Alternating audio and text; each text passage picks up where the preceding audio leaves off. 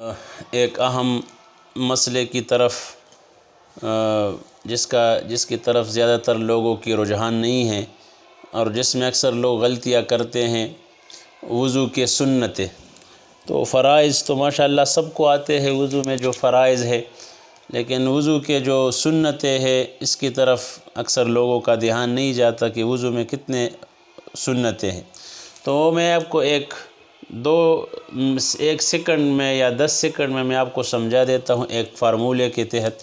ہم اس فارمولے کو یاد کریں تو انشاءاللہ ہمیں یہ وضو کی سنت یاد ہو جائے گی۔ تو اس میں مسواک کرنا، ناک میں پانی ڈالنا اور یہ مسح کرنا، یہ ساری چیزیں ایک فارمولے کے ساتھ میں نے تیار کی ہے، وہ آپ کو میں ذکر کرتا ہوں۔ تو ایک نیت، بسم اللہ ہاتھ، مسواک کلی ناک، 2 مسے 2 خلال، ترتیب وار لگاتار 3 بار۔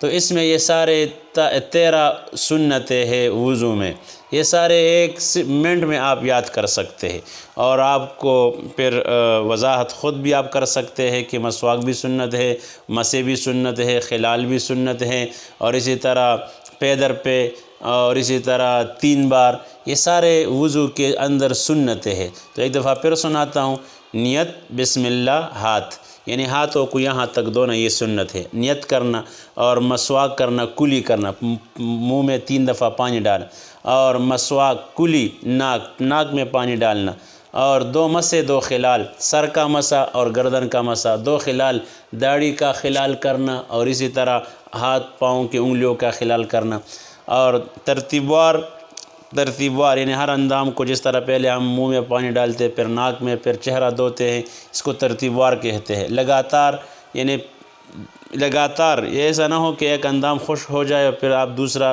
دھوئے، نہیں، لگاتار اور ترتیب وار، ترتیب سے، اور 3 بار۔ تو ہر اندام کو 3 دفعہ دھونا، یہ بھی سنت ہے۔ تو ایک دفعہ پھر آپ سنیں، نیت، بسم اللہ ہاتھ، مسواک کلی ناک، 2 مسے 2 خلال، ترتیب وار لگاتار اور 3 بار۔